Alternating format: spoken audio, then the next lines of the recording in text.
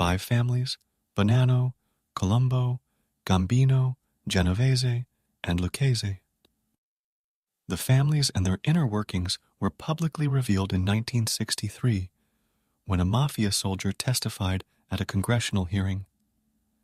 The heyday of the five families is confined to roughly 4 decades, from 1931, when Salvatore Maranzano formed the consortium, to 1970, when the United States passed the Racketeer-Influenced and Corrupt Organizations RICO Act. While the families persist, they no longer hold the power they once did. Background and formation. The five families were organized after the end of the Castellamarese War, the name given to a violent power struggle between Joe Masseria and Maranzano. In 1931, Maranzano's faction made the decision to assassinate Masseria.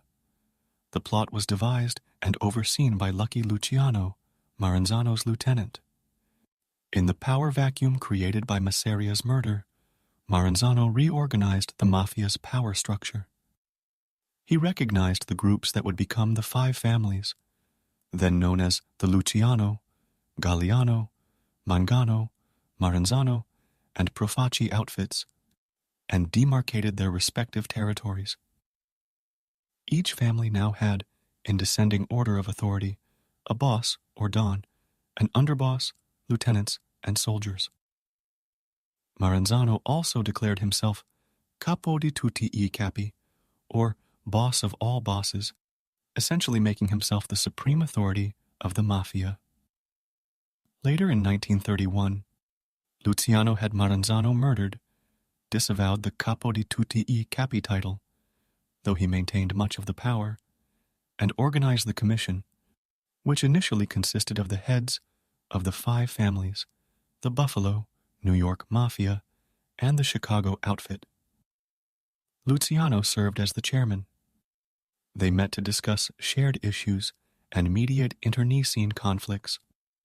This arrangement, albeit constantly tenuous and outright hostile at times, ushered in a new era of cooperation and success for the Italian-American Mafia.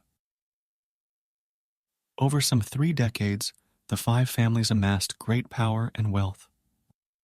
However, with the enactment of the RICO Act in 1970, the Mafia and the five families entered a period of decline.